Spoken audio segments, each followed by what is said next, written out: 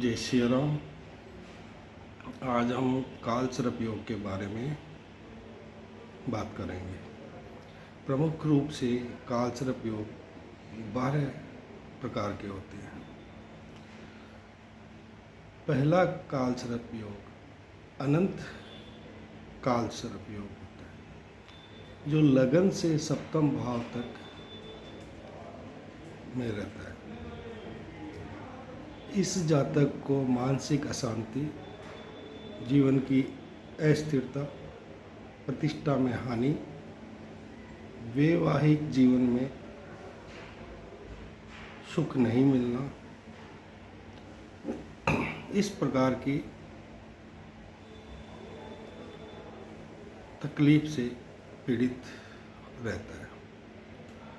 द्वितीय भाव से अष्टम भाव तक जो काल सर्प योग होते हैं, कुलिक काल सर्प योग के नाम से जाना जाता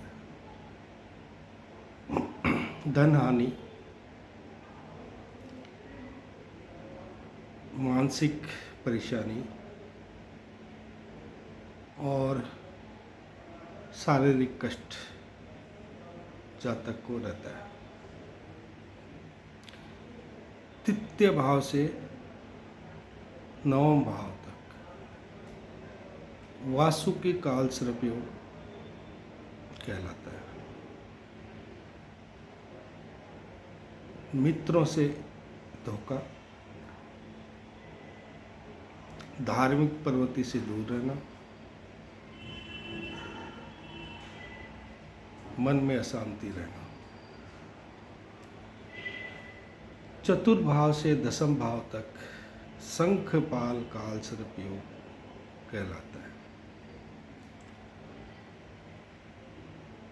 सुख में कमी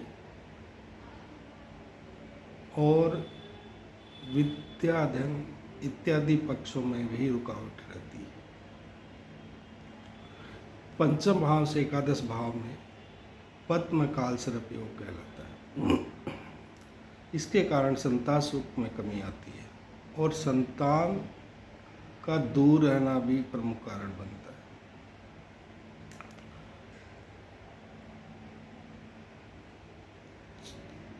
छठे भाव से 12 भाव में जो महापद्म काल सर्प योग कहलाता है।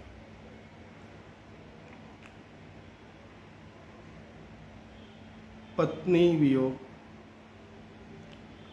और शत्रुओं से निरंतर प्रभाव आदि बातें होती है और यात्राओं की भी अधिकता रहती है।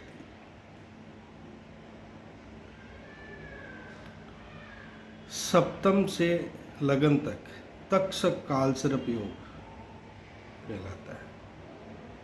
इसमें सर्वाधिक प्रभाव वैवाहिक जीवन एवं संपत्ति के स्थायित्व पर पड़ता है।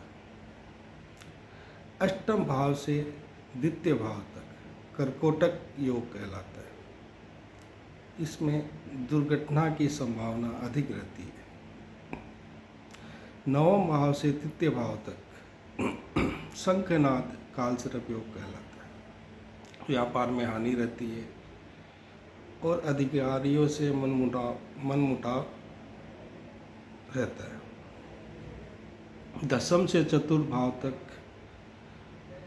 व्यवसाय में लाभ का नहीं होना, मानसिक तनाव।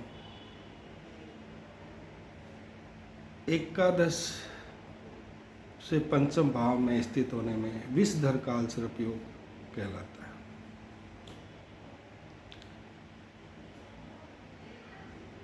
बंधुत्व विरोध विशेष रहता है इसमें और हृदय रोग की भी संभावनाएं बनी रहती है। द्वादश से षष्ठ भाव इस योग में शेषनाग काल सर्प योग कहलाता है।